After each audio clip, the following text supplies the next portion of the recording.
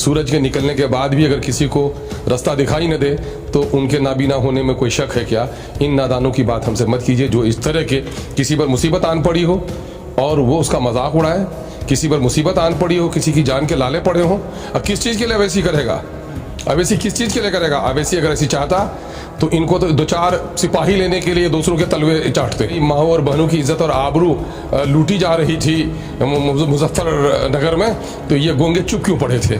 इन गोंगों से पूछिए कि आज अवैसी के इस मामले को तुम एक साजिश का हिस्सा बता रहे हो और कल जो कुछ तुम वहाँ कुछ करवा रहे थे उस पर तुम्हारी ज़बानें खामोश क्यों थी? देखो भाई, शेर का चमड़ा पहन लेने से बकरी शेर नहीं बन जाती है। ये नकली सेकुलर है। इन लोगों ने हमें से फ़िरका परस्तों को तवानाई बख्शी है। अगर ये सेकुलर होते तो सेकुलरिज्म का झंडा ओवैसी से ज़्यादा मजबूती से कोई नहीं लड़ा रहा है। हम हिंदू और मुसलमानों की बात नहीं करते, हम इस मुल्क में मजलूम तबकात को इंसाफ दिलाने की, हम इस मुल्क में बराबरी की तहरीक चला रहे हैं। कि बहुत सारे लोग बार बार जो है बिहार का एग्जाम्पल देते हैं और वो कहते हैं कि बिहार कुल 5 तो जीते मगर वहाँ पर जो आरजेडी को हरा दिया और बीजेपी को जिता दिया। असम्बली के तश्कील के बाद 4 इजलास हुए। इन चारों इजलास में एमआईएम के लोगों ने मिल्लत की और मजलूमों की, उर्दू की और मदरसों की जितनी वकालत की है किसी को नसीब हुआ। बाबरी मस्जिद टूटे तो चीखे ओवैसी, गुजरात का दंगा हो तो चीखे ओवैसी, है ना, तलाक की बिल पेशी हो तो चीखे अवैसी, एनआरसी पर आंसू बहाए अवैसी, तो अवैसी बीजेपी का एजेंट हो जाता है। और पटने के ऐवान में एमआईएम दलितों, मजलूमों और अक़लियतों की बात करे तो हम कसूरवार हो जाते हैं। आज जो हमारे कत्ल को देखकर तमाशाई बने रहते हैं। कारोबार का शहर जो मुरादाबाद था लुट गया। मेरे कारोबार का शहर हंडन नदी के किनारे अब भी जाओ, हमारे शोहदा के खून जंगलों पे पड़े हैं। मीरठ और मलियाना की बस्तियों में जाओ, उजड़ी हुई तकदीर की माएँ आज भी रो रही हैं। हमारे नौजवान बेदार हो चुके हैं, वो चाहते हैं कि वोट हमारा है तो लीडर भी हमारा हो। 2015 में भी हम आए थे, लोगों पर बड़ा खौफ तारी था, लेकिन अल्हम्दुलिल्लाह उस खौफ से लोग दूर हो गए हैं। मैं दावे के साथ कह सकता हूँ, आज अगर देवबंद आया हूँ, अगर 2015 में आता तो दर्जनों लोग करीब नहीं होते, आज हज़ारों लोग थे। हम इस वक्त देवबंद में हैं। 2022 चुनाव की कैंपेनिंग के लिए AIMIM के बिहार के अध्यक्ष अख्तरुल ईमान साहब उत्तर प्रदेश आए हैं। अख्तरुल ईमान साहब से अभी असदुद्दीन ओवैसी साहब पे जो हमला हुआ है उस पर बात करेंगे। साथ ही उत्तर प्रदेश चुनाव में क्या बिहार वाला कमाल भी होगा या फिर जो है जो बीजेपी की बी टीम का आरोप लगता है क्या वोट कड़वा साबित होंगे? पहले तो ईमान साहब ये क्या कहेंगे कि असदुद्दीन ओवैसी साहब पे जो हमला हुआ है उस पर आपकी क्या राय है? असदुद्दीन ओवैसी साहब एक बेस्ट पार्लियामेंट्रियन हैं, बार के MP हैं और इस वक्त वतन अजीज़ में सबसे ज़्यादा जिम्मेदारी के साथ आइन और दस्तूर के हवाले से पार्लियामेंट और पार्लियामेंट के बाहर अवामी मसाइल की तर्जुमानी करते हैं। इस ताल्लुक़ से पार्लियामेंट ने उसे बेस्ट पार्लियामेंट्रियन का अवार्ड भी दिया है और मैं समझता हूँ कि एक जमहूरी मुल्क में इलेक्शन जमहूरियत को कायम रखने और की बुनियाद है और इस मौके से अगर उस पर हमला किया जाता है तो मैं समझता हूँ कि बैरिस्टर असदुद्दीन पर हमला नहीं है, बल्कि मैं समझता हूँ कि मुल्क की जमहूरी आइन पर हमला है। मुल्क की जमहूरी आइन को पामाल करने की साजिश है। गांधी के नज़रियात पर हमला है।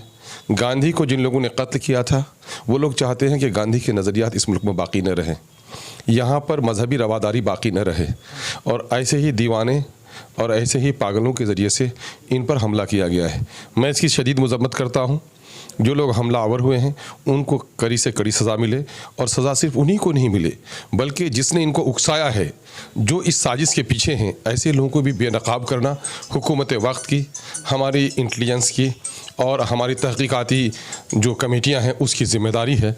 अगर मुल्क में यही जिसकी लाठी उसकी भैंस का कानून हुआ तो ये मुल्क के लिए बड़ा नुकसान होगा और हम इस मुल्क के नुकसान को नुकसान होते हुए हम नहीं देखना चाहते। अच्छा, जैसे ओवैसी साहब पे हमला हुआ उसके बाद कुछ जो समाजवादी पार्टी के समर्थक हैं वो जजमेंटल हो गए। वो कह रहे हैं कि पॉलिटिकल माइलेज के लिए किया है, ये सिर्फ जो है खुद जो है करवाया है और वो उनका यहाँ तक भी कहना था कि गाड़ी के नीचे जो है गोलियाँ पड़ी हैं, शीशे पे क्यों नहीं पड़ी? उन लोगों को क्या, ऐसे नादानों को और ऐसे अक्ल के कोड़ों को अब जब मुजरिमों का इकबाल या जुर्म सामने में आया है, जिसने खुद ये कहा है कि हमने गोली इसलिए नीचे चलाई कि हमने ये देखा कि शायद ओवैसी झुक गए हैं, और उन नादानों को ये भी पता नहीं कि अगर ये साजिश का हिस्सा होता तो गोली चलाकर वो शख्स फरार हो गया होता।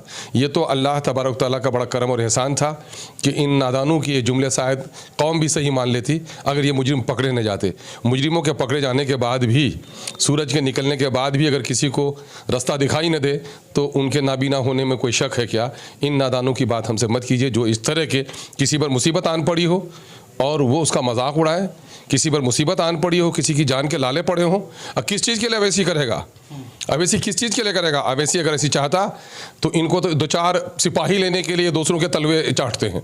आज तो जट क्लास की सिक्योरिटी भी दी गई तो अल्लाह पर एतमाद रखने वाले इस शख्स ने कहा कि मैं सिर्फ अपनी ज़िंदगी का पहरेदार नहीं चाहता हूँ, आम लोगों की ज़िंदगी को भी तहफ़्फ़ुज़ हो, उसके लिए नंबर 1 का मुझे शहरी बनाओ, मुझे ये जट क्लास की सिक्योरिटी नहीं चाहिए। इनके तो उनको सबक लेना चाहिए। लेकिन ये वही लोग हैं ना, इसकी ज़बान आज खुल गई है।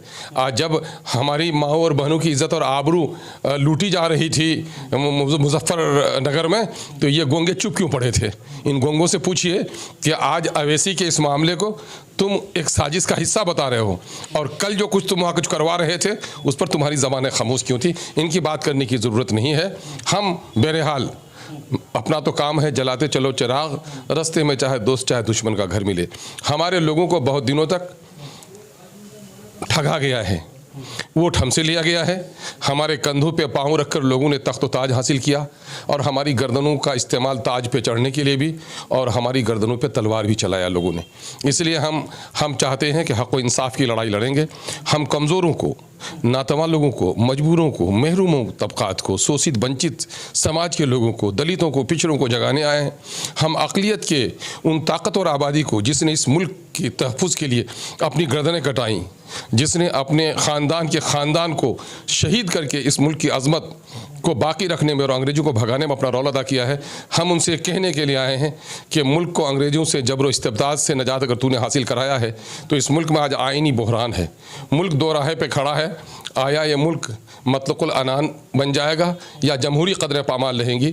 इस मुल्क को अगर आज़ाद कराने में आपके ख़ानदान का रोल रहा है, आपके असलाफ़ का रोल रहा है, तो इस मुल्क में आइनी और दस्तूरी हालात को भी की हिफाजत के लिए भी आपको खड़ा होना पड़ेगा। रोकना चाहूँगा ईमान साहब, आप क्या कहेंगे? जैसे अगर किसी पे जो है किसी का रास्ता रोक दिया जाता है या स्याही फेंक दी जाती है तो कहा जाता है कि डेमोक्रेसी ख़तरे में आ गई। अब असदुद्दीन ओवैसी साहब पर हमला हुआ है, उसके बाद जो सेकुलर नेता कहलाते हैं बड़े बड़े देश के, वो खामोश हैं। देखो भाई, शेर का चमड़ा पहन लेने से बकरी शेर नहीं बन जाती है। ये नकली सेकुलर है। इन लोगों ने हमें से फ़िरका परस्तों को तवानाई बख्शी है। अगर ये सेकुलर होते तो सेकुलरिज़म का झंडा ओवैसी से ज़्यादा मजबूती से कोई नहीं लड़ा रहा है। हम हिंदू और मुसलमानों की बात नहीं करते, हम इस मुल्क में मजलूम तबक़ात को इंसाफ दिलाने की, हम इस मुल्क में बराबरी की तहरीक चला रहे हैं और इस मुल्क के हर शहरी को वक़ार मिले, इज़्ज़त मिले, वाजिब उनकी आबादी के एतबार से उनकी नुमाइंदगी तय हो, वो तहरीक हम चलाते हैं। तो इंसाफ पर मबनी तहरीक हमारी है और हम ही पर लोग उंगलियां उठा रहे हैं। तो अब यह क्या कहिए, ये अपने ज़मीर में झांक कर उनको देखना चाहिए कि हक़ की लड़ाई कौन लड़ रहा है और दुश्मनों के साथ मुफाहमत कौन कर रहा है, कुर्सी के खातिर नफ़रत कौन फैला रहा है और कुर्सी के खातिर नफ़रत वालों से साजबाज कौन रहा है। हम तो इस मुल्क के वज़ीर आज़म बनने का दावा नहीं करते, हम वज़ीर आला बनने का दावा नहीं करते।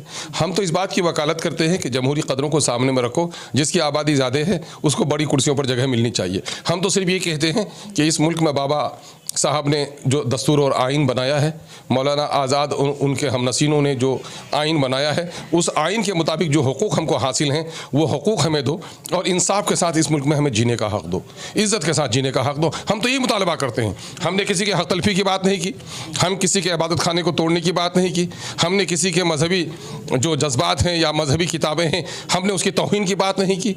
और जो लोग इसकी तरह की बात करते हैं, मुर्दों को कब्रिस्तान से उठा कर लाओ और उनकी बेइज्जती करो, जो लोग ये जुमले बोलते हैं, जो लोग ये जुमले बोलते हैं कि इनको रोको, इनको टोको नहीं तो ठोको, ये जुमले बोलते हैं, उनके खिलाफ ये क्यों नहीं बोल पाते?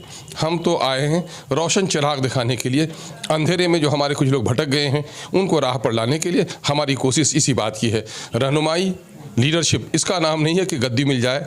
रहनुमाई और लीडरशिप, गांधी ने कोई पुल और सड़कें भी नहीं बनाई, गांधी किसी ऐवान का मेंबर भी नहीं बना, गांधी से बड़ा नेता इस देश को नसीब भी नहीं हुआ। वसूलों की लड़ाई लड़ने के लिए बैरिस्टर असदुद्दीन ओवैसी साहब को हज़ारों बार सलाम, और उसके नक्शे पा पर चलने के लिए बड़ा एहतमाम, ये हमारा नज़रिया है। हमले के बाद कल आप दिल्ली पहुंचे और ओवैसी साहब ने आपने मुलाकात की, क्या बातचीत हुई आपकी? यकीनन हमारे लीडर के हौसले बुलंद हैं। हमारे लीडर ने हमें भी हौसला बख्शा कि मायूस होने की ज़रूरत नहीं है। तकदीर के फ़ैसले, हयात और मौत के फ़ैसले आसमानों में हुआ करते हैं, ज़मीनों पे नहीं। अगर आसमान पे में मौत का फ़ैसला हो चुका है तो दुनिया की कोई ताकत नहीं रोक सकती। अगर फ़ैसला नहीं हुआ है तो मुझ पर गोली चलाने वाले अपने सीने पे गोली चला लेंगे, मुझको बर्बाद नहीं कर पाएंगे। आखिरी सवाल आपसे है कि आप उत्तर प्रदेश आए हैं, किस तरह का माहौल देख रहे हैं? और एक सवाल ये भी है कि बहुत सारे लोग बार बार जो है बिहार का एग्जाम्पल देते हैं और वो कहते हैं कि बिहार कुल 5 तो जीते, मगर वहाँ पर जो RJD को हरा दिया और BJP को जिता दिया।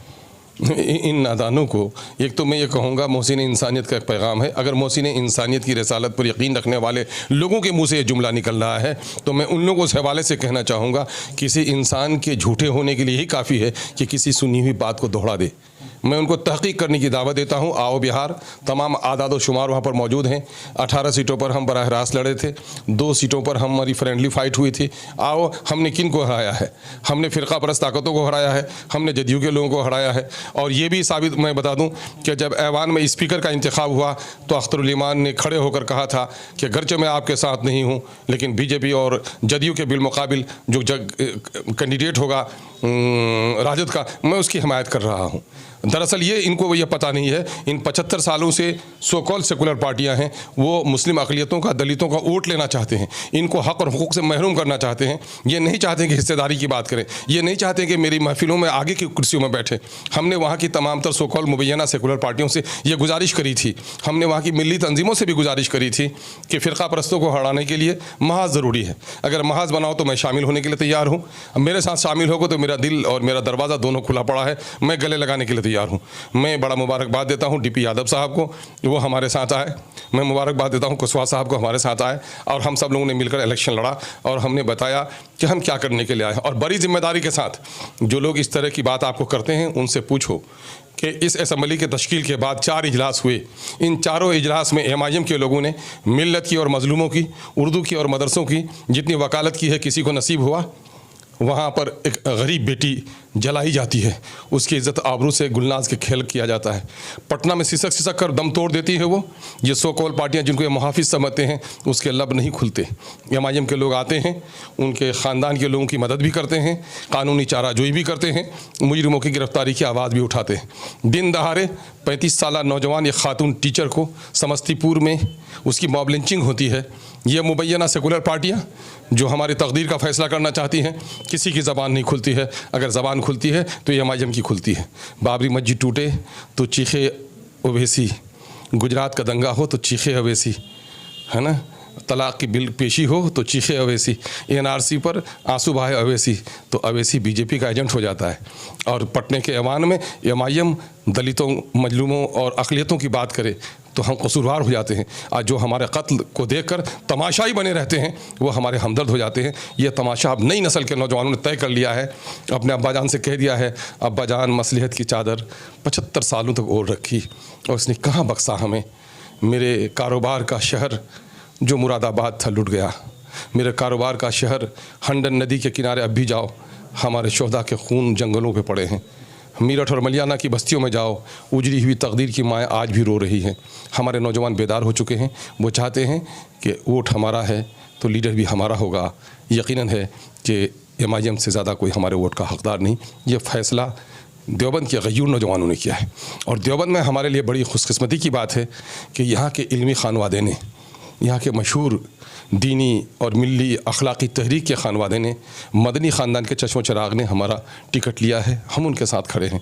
मैं समझता हूँ कि मदनी खानवादे की पूरी जमात भी हमारा साथ दे रही है और पूरे मुल्क में एक पैगाम गया है कि अब तो सबकी दुआएं हमें मिल रही हैं। कल तक जो अंदेशे में थे, 2015 में भी हम आए थे, लोगों पर बड़ा खौफ तारी था, लेकिन अल्हम्दुलिल्लाह उस खौफ से लोग दूर हो गए हैं। मैं दावे के साथ कह सकता हूँ आज अगर देवबंद आया हूँ, अगर 2015 में आता तो दर्जनों लोग करीब नहीं होते, आज हज़ारों लोग थे।